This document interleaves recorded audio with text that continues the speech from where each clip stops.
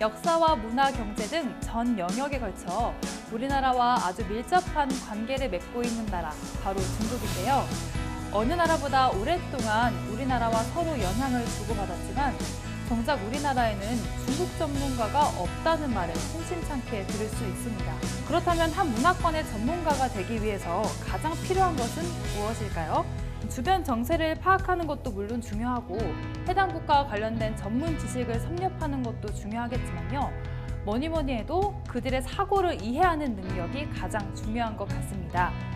계약을 위한 협상에서부터 중국 관광객에게 물건을 파는 사소한 일 하나까지 상대방을 이해하는 능력이 필수적이라고 할 수 있을 텐데요. 전 세계 제2의 경제 대국이자 생산과 소비의 메카인 중국. 오늘은 흥미진진한 대륙의 이야기를 우리에게 들려주실 분을 모셔봤습니다. 오승종 대표님을 박수로 자리에 모셔볼게요. 안녕하세요, 대표님. 네, 안녕하세요. 네, 오늘 어떤 강연 들려주실 건가요? 예, 오늘 제가 하고 싶은 얘기는 제가 중국어를 전공하고 중국에서 근무하면서 여러 가지 느꼈던 한국과 중국의 차이, 그리고 이런 문화의 차이를 갖다가 알기 위해서 경험하기 위해서 필요한 영어와 중국어를 어떻게 공부할 것인가, 이런 것에 대해서 여러분과 함께 말씀을 드려보겠습니다. 네, 오늘 강연 기대해 보겠습니다. 예, 감사합니다. 생각이 흐릅니다. 청산유수 오승종 대표님의 강연을 박수로 청해 보겠습니다. 네.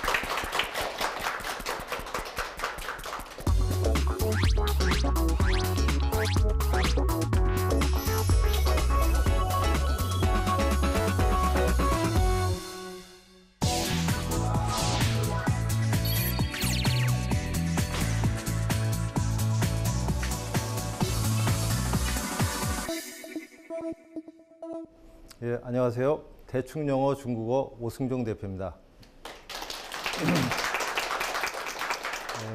오늘 여러분들과 함께 한국과 중국 문화, 아는 게 힘이다, 이런 내용에 대해서 여러분과 함께 말씀 한번 나눠보겠습니다. 네. 여러분들 중국 가깝고도 먼 나라인데요. 많이들 가보셨나요? 중국 한 번, 두 번 다 갔다 와보셨나요? 어떠세요? 안 가보셨어요? 아직 못 가보셨어요? 갔다 와보신 분? 아, 많지 않으시네요. 예전에 우리 한국의 대통령 되신 분들도 중국의 북경에 그 외교 방문할 때 처음 북경을 와봤다고 그러신 분들이 계시고요. 또 제가 한중 비즈니스를 하면서 나 중국 처음 간다, 이런 분들도 실제보다 꽤 많이 있으시더라고요. 그래서 오늘 저도 궁금해서 한번 여쭤봤고요. 우리가 중국에 대해서 사실 정말 가깝고도 먼 나라에서 많이 알아야 되는데 실제로 잘 모르는 경우도 많고요. 그리고 또 방금 여러분처럼 이렇게 아직 가보지 못한 분들도 많으셔서 그런 얘기를 말씀을 한번 나눠보겠습니다. 먼저 제 소개를 간단하게 드리면요. 저는 대학에서 중어 중문학을 전공했습니다. 그리고 외교관 생활을 홍콩하고 북경에서 좀 했었고요. 그리고 이제 공무원 생활을 마치고요. 2013년에 중국 회사 상해에 있는 지쇼퍼라는 그 회사에 한국 지사장을 했습니다. 그걸 하면서 일주일에 한 번씩은 상해를 왔다 갔다 했었어요. 한 달에 한 번씩, 일주일간씩 그렇게 갔었고, 그 다음에 2014년에 창업을 해서 지금까지 사업을 하고 있습니다. 그래서 한중 비즈니스도 하고 있고, 그 다음에 영어와 중국어 회화, 특히 영어 듣기에 특화된 그런 사업을 하고 있습니다. 2013 정글만리. 정글만리는 여러분들 들어보셨죠?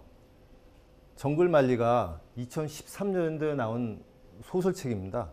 제가 그 중국하고 알던 친구가 어느 날 전화가 왔는데 재밌는 책이 있다고 한번 읽어보라고 하는 거예요. 그래서 근데 저 책이 책으로 나오기 전에 인터넷으로 네이버에서 연재를 했었어요. 그래서 한국에 있는 사람들도 많이 볼 수 있었고 해외에 있는 한국인들도 많이 봐서 굉장히 센세이션했는데요. 여러분이 잘 아시는 조정래 선생님이 쓰신 책이에요. 태백산맥, 아리랑 뭐 한강, 그 유명한 조정래 선생님이 쓰신 책인데, 저 책에 보면은 한국인들이 성형외과 의사, 그 다음에 사업하는 사람, 그 다음에 학생들이 각각 나와가지고 중국에서 생활하면서 좌충우돌 벌어지는 일들이 나오거든요. 그래서 정글만리예요. 중국을 이제 정글로 표현했고, 만리장성하면 생각나는 그 중국이기 때문에 정글만리로 이름을 졌더라고요. 그래서 역시 그 통찰력이 있으시고 대단하게 제대로 이렇게 이름을 졌다고 생각했는데요. 제가 저 책을 재미있게 3권짜리를 읽고 생각했던 게, 너무 재밌는 거죠. 저 같은 경우는 이제 중국에도 경험이 있고 그러니까 비교도 돼서 너무 재밌었는데 한편으로 제가 이런 생각을 했어요. 조정래 선생님 하면은 태백산맥인데 대학교 가서 처음 태백산맥을 읽어보고 너무나 그런 차이를 느껴서 또 충격을 받았고 또 조정래 선생님을 존경하게 됐고 대단하신 분이구나. 정말 메시지가 있는 재미도 있고 메시지가 있는 책을 쓰시는 분이구나 이렇게 생각했는데 정글만리는 메시지보다는 어떻게 보면 흥미 위주의 그런 소설책이었어요. 그래서 의아하다. 재밌게 읽긴 했지만 의아하다는 생각을 많이 했었어요. 근데 몇 년 후에 제가 조정래 선생님이 방송에 나와서 내가 왜 정글만리를 썼는지를 말씀을 하시더라고요. 그때 보고 이제 깨달았어요. 그래서 그때 그런 말씀을 하시더라고요. 한국이 가깝고도 먼 나라 중국을 알아야 되는데 정작 한국인들이 중국을 잘 모르더라. 그래서 내가 여러분들에게 한국 사람에게 중국을 알 수 있도록 하기 위해서 정글만리라는 책을 써냈다. 그런 말씀을 하시더라고요. 그래서 그걸 보고 그때 알았어요. 그게 메시지였구나. 그러니까 재미는 알았는데 그 당시에 제가 2013년에 정글만리를 볼 때 그 메시지를 몰랐다고 했는데 그걸 보고 나중에 방송에 나와서 말씀을 보고 그걸 알게 됐어요. 그래서 역시 그 한국인이 중국을 알아야 되는구나. 제대로 알아야 되는구나. 그런 걸 이제 알게 됐죠. 제가 말씀드렸듯이 중국어를 전공했었고요. 91년 여름방학에 제가 중국에 처음 가게 됩니다. 근데 여러분 아시겠지만은 한중 수교가 된 것이 92년 8월이에요. 근데 91년이기 때문에 한중 수교 전에 중국을 갔기 때문에 지금과는 사뭇 다른 방법으로 중국을 가야 했습니다. 우선 지금 하면은 인천공항으로 가는 거로 생각할 텐데 인천이나 김포공항으로 생각할 텐데 그때는 인천공항이 아니라 인천 항구로 가야 됐어요. 그래서 인천에서 페리오 배를 타고 웨이하이라는 중국 항구로 갔습니다. 그래서 배 타고 한 7, 8시간 갔던 것 같아요. 물론 이제 그 중국어 전공하는 친구들하고 같이 갔기 때문에 재밌긴 했지만 배에서 7, 8시간을 보냈고요. 웨이하이에 도착해서 버스를 타고 옌타이로 또 옮겨갑니다. 한 2시간 갔던 것 같아요. 그리고 옌타이에 가서 북경 가는 기차를 탔습니다. 기차를 타고 또 한 7, 8시간 갔던 것 같아요. 그래서 1박 2일 정도를 지나가지고 북경에 도착했어요. 물론 중국어를 전공했고 그 당시에 이제 중국 나간 게 해외 나간 게 처음이었습니다. 저는 배 타고 이제 비행기 타고 난 게 아니라 배를 타고 기차 타고 갔는데 91년 여름방학에 이렇게 북경에 도착해가지고 저 말고도 중국어를 전공하는 여러 친구들하고 같이 갔는데 첫 번째 놀랐던 게 91년 여름이니까요. 길에 도로에 사람들이 너무 많은데 그 너무 많은 사람들이 자전거를 타고 가고요. 자전거를 타고 가는 사람들이 여자들도 많이 있었겠죠. 여자들 많이 있었는데 여자들이 다 치마를 입고 있는 거예요. 우리로서는 자전거 좋은데 여성들이 치마를 입고 자전거를 탄다는 사실을 그게 너무 쇼킹했어요. 그게 첫 번째 이제 문화 차이를 느꼈고요. 그 다음에 이제 북경에 도착해서 하루에 이제 4시간씩 어학 수업을 하면서 첫 번째 2시간 오전에 수업을 하고요. 오후에 2시간 수업을 하는데 오전 2시간 수업을 하면서 점심시간이잖아요. 12시부터. 점심을 먹고 1시까지 점심시간이 자는 시간이에요. 그래서 각자 방에 가서 자는 거예요. 그리고 1시에 일어나가지고 다시 2시간 수업을 하는 거예요. 그래서 야 이거 너무 좋다. 밥 먹고 나서 졸린데 자는 거예요. 다 가가지고. 그리고 중국 학생들은 대부분 이제 땅이 넓기 때문에 다 기숙사에서 머물거든요. 특히 대학교 같은 경우. 그러니까 우리처럼 뭐 집에서 사는 사람이 없고 다 기숙사에서 전원이 머무르니까 물론 이제 그 기숙사의 방에 한 6명씩 한 방씩 이렇게 자유 우리는 이제 2명 외국인들이니까 2명씩 썼지만 걔들은 보니까 2층 침대를 해가지고 6명이 한 방을 쓰는데 어쨌든 기숙사 생활을 100% 다 하는 거예요. 그러니까 점심시간에 무조건 1시간 잘 수 있는 거 그래가지고 야 이거 정말 좋다. 우리 같으면 점심 먹고 1교시 수업이 굉장히 졸린데 자고 할 수 있어서 맑은 정신으로 할 수 있었던 걸 좋다는 걸 느꼈어요. 그리고 또 하나 이제 또 우스꽝스러웠던 건 뭐냐면은 거기에 이제 저희 중국어를 가르치는 교수님들이 여러 번 있었는데 남자 교수님이 있었는데요. 점심시간이나 방과 후에 이제 이렇게 그런 분들은 학교 캠퍼스가 그렇게 넓지는 않았으니까 제2외국어학원이라는 띠얼왈고이슈이라는 곳에 있었는데 교수님이 만났어요. 수업 끝난 후에 이렇게 캠퍼스에서 왔다 갔다 하는 걸 봤는데 놀랍게도 우리 그 러닝 셔츠 있지 않습니까? 러닝 셔츠를 입고 자전거를 타고 가는 거예요. 예, 놀랍죠. 그러니까 아까 처음 봤던 그 자전거 치마하고 교수님이 러닝 셔츠를 입고 길을 왔다 갔다 하는 거예요. 그게 제가 91년도에 봤던 거고요. 2009년에 북경에서 제가 대사관에서 근무했을 때도 저녁 때 집 앞에서 놀러 온 걸 봤는데, 저는 이제 그 중국인들이 많이 사는 그냥 지역에서 아파트에서 살았는데요. 아파트 단지에 저녁 때 되면 이제 사람들이 왔다 갔다 하는데 잠옷을 입고 왔다 갔다 하는 거예요. 자세히 보니까 잠옷이에요. 그 부드러운 그 잠옷 있잖아요. 색깔 이렇게 어두운 색깔 해가지고. 그래서 제가 야, 저거는 뭐냐 하고 물어봤더니 이 잠옷이 부의 상징이라는 거예요. 2009년도 얘기입니다. 91년도 얘기가 아니고. 그러니까 이 잠옷은 돈이 있어야 살 수 있고 이제 돈이 있다는 걸 좀 알려주고 싶은데 그 방법이 저녁에 잠옷을 입고 동네로 왔다 갔다 하는 거예요. 그게 그래서 제가 몇 가지 사례를 말씀드렸는데, 그래서 제가 이제 느낀 거는 뭐였냐면은 한국인과 중국인이 부끄럽다고 생각하는 게 다르구나. 뭐 자전거를 탄다거나 또는 그 잠옷을 입고 동네 집 앞에서 돌아다닌다 이런 것들 우리로 보면 상상할 수 없는 일인데, 이런 것이 배우는 것을 통해서 학습이 되는구나. 우리가 뭐 꼭 북한에 있는 세뇌학습만 세뇌학습이 아니라 문화를 통해서 이렇게 다른 것들이 발생하는구나. 그래서 그런 것들이 많은 차이를, 이런 것들이 뭐 한두 개가 아니겠죠. 사업을 할 때도 이런 것들이 많이 나타날 텐데 그런 차이들이 많다는 것을 제가 중국에서 살고 중국어를 배우고 느끼면서 그런 것들을 작고 큰 것들을 많이 봤어요. 예, 예.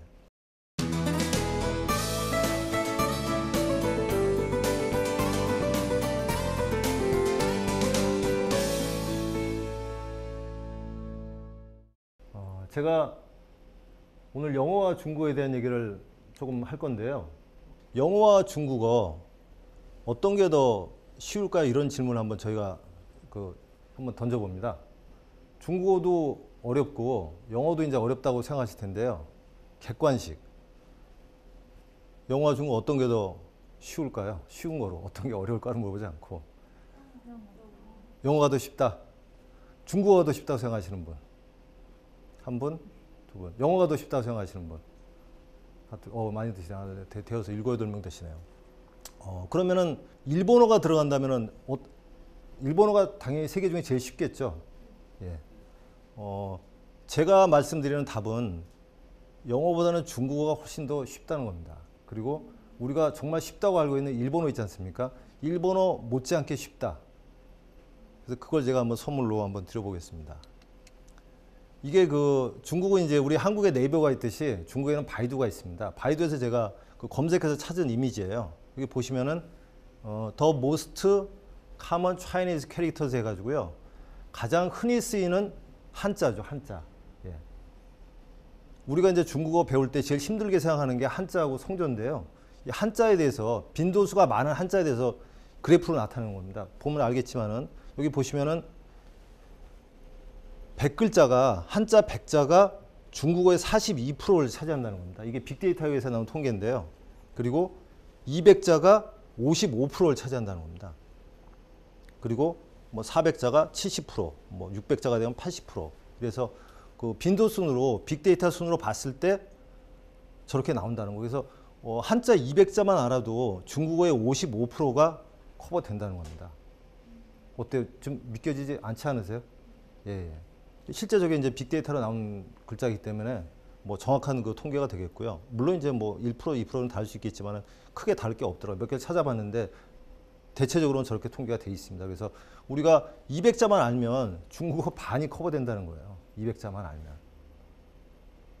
그죠? 그러면 우리가 중국어를 배울 때 힘들다고 생각했던 한자 문제는 해결됐다고 봅니다. 그리고 저 200자를 또는 400자를 한국인들은 대부분 알고 있어요. 그리고 나는 한자를 모른다, 공부를 안 했다, 그런 분들도 한자의 글자를 모를 뿐이지 발음은 다 알고 있습니다. 발음은.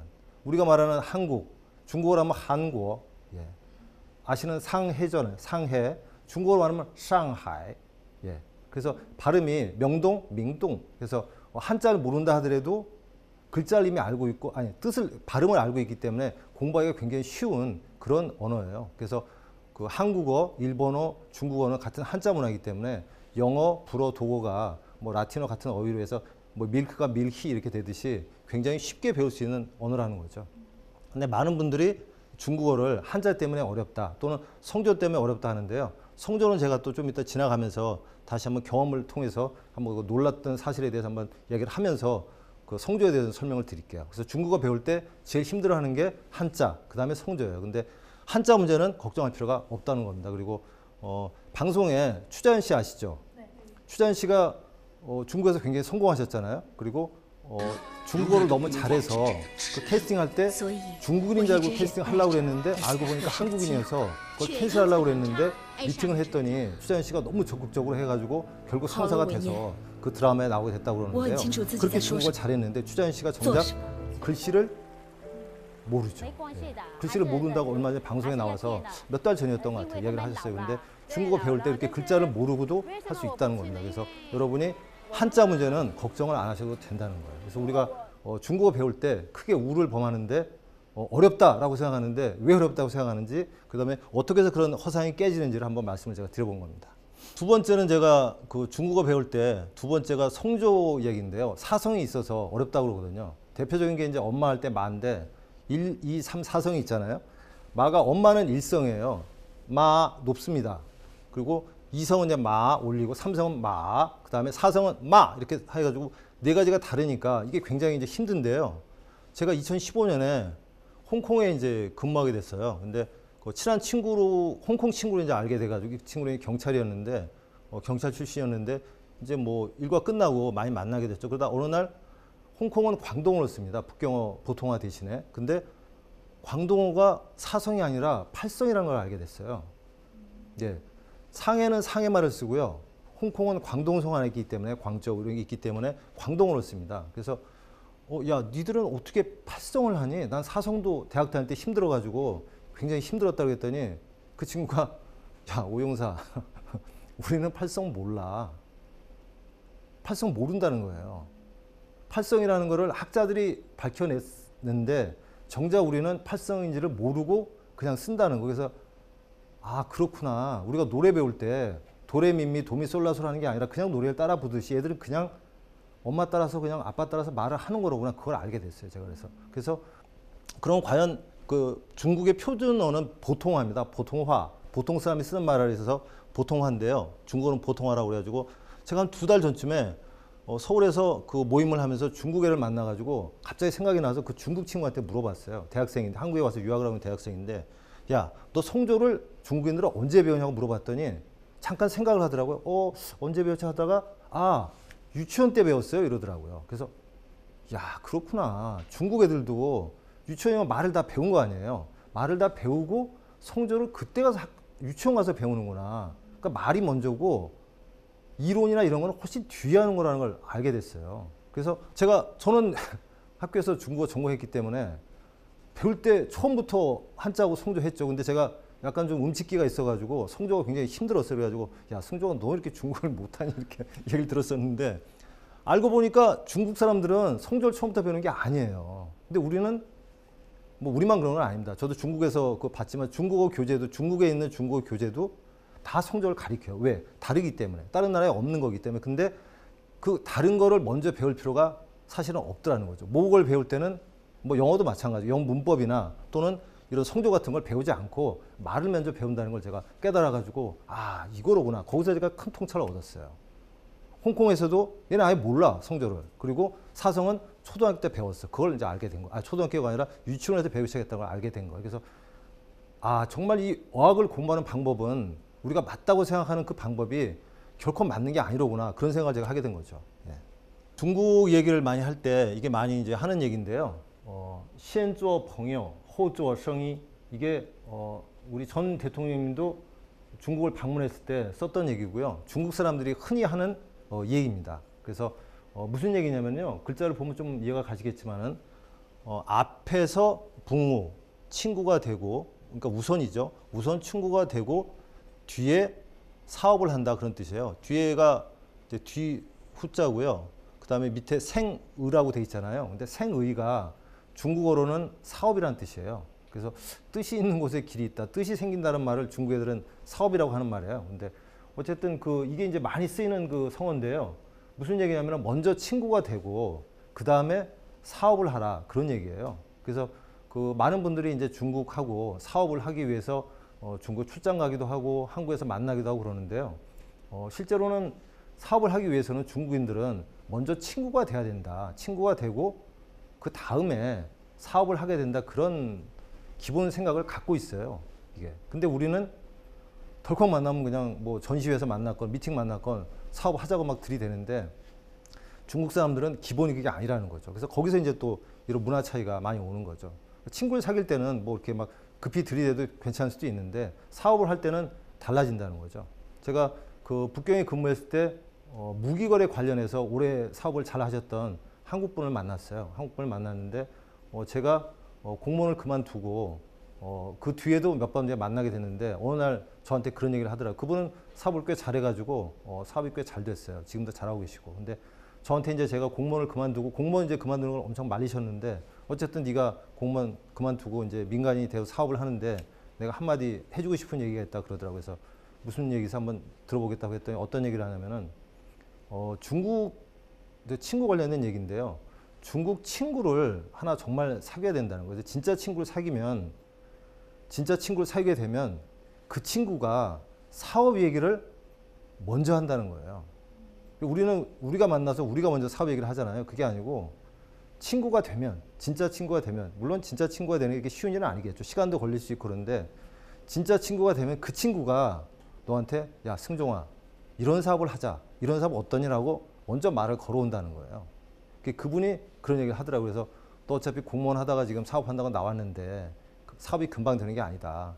세상 힘든 거 알았지. 저도 알았죠. 근데 그분이 그런 얘기를 하더라고요. 그래서 사업을 하려면 중국하고 사업을 하려면 물론 빨리 만나서 빨리 되는 일도 있겠지만 상당히 시간이 걸린다. 시간이 이제 걸린다는 걸 알게 된 거예요. 예, 그래서 사업을 많이 하신 분들은 그런 분들을 정확하게 통찰을 갖고 알고 계시더라고 보니까요. 그래서 제가 그런 걸 알게 됐고요. 그 다음에 이제 바둑과 꼼수 얘기인데요. 바둑을 뭐 여자분들은 많이 안 두실 수도 있는데 한국이나 중국이나 바둑을 이제 많이 두고 즐겨하는 것 중에 하나인데요. 바둑을 둘 때 우리가 꼼수라는 게 있어요. 사업을 할 때는 꼼수란 말을 쓰는지 모르겠는데 우리가 꼼수라는 얘기를 흔히 하는데 제가 그 사업하는 분한테 그런 얘기를 들었어요. 바둑을 할 때 꼼수로 해가지고 그거에 꼼수에 넘어가서 이렇게 이렇게 수를 갖다가 잃거나 지는 경우가 있거든요.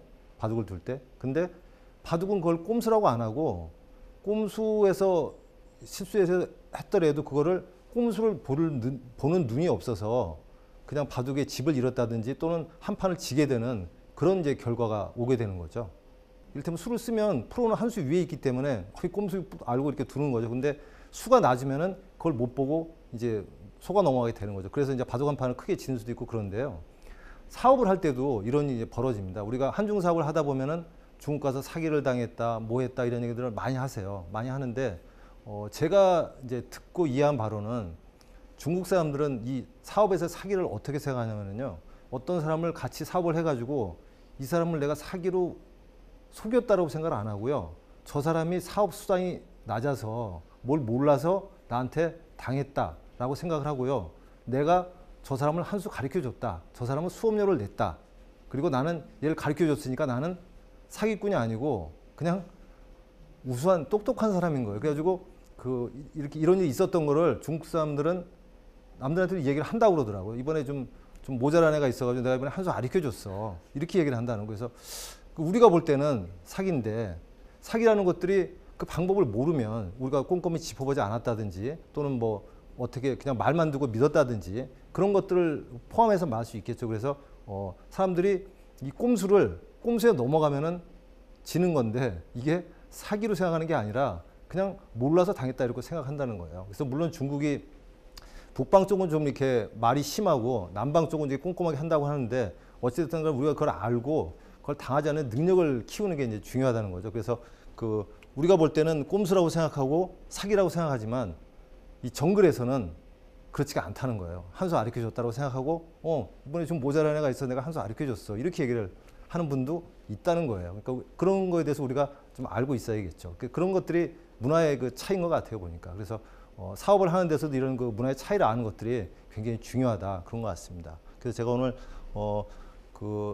공무원 생활을 하다가 그러니까 중국어를 전공하면서 학생 시절에 중국을 가가지고 뭐 짧지만 2달 동안 처음 가가지고 이제 중국을 경험했던 것들, 거기서 있었던 일들, 그리고 공무원을 하면서 업무로 만났던 사람들, 그다음에 업무 외에 또 만났던 사람들, 그리고 제가 4년 전부터 사업을 하면서 한중 비즈니스 역할을 하고 느꼈던 그런 것들을 많이 말씀드렸는데요. 그런 한국과 중국의 문화의 차이가 있다. 그리고 우리가 중국을 알아야 되기 때문에 작은 것부터 큰 것까지, 그런 것들을 차이를 알아야지 중국 친구를 만들거나 사업을 하는데 도움이 된다는 겁니다. 그래서 여러분들도 가깝고도 먼 나라 중국에 대해서 많이 이해하시고 공부도 하시고 해가지고 앞으로 그 인생을 설계하는데 많은 도움이 됐으면 하는 바람이고요. 제가 다음에는 제가 말씀드린 것처럼 중국 친구를 만나거나 또 중국에 대해서 이해할 수 있는, 또는 중국 회사에 들어가서 일한다든지 중국에 뭐 출장을 간다든지 여행을 가면서 중국인들을 통해서 직접 중국을 이해할 수 있으려면은 한국어 외에 영어나 중국어를 갖다가 알아야 되는데요. 그래서 영어하고 중국어를 획기적으로 하는 그런 방법에 대해서 한번 말씀을 드려보겠습니다. 네, 오늘 그럼 말씀 여기까지 마치도록 하겠습니다. 감사합니다.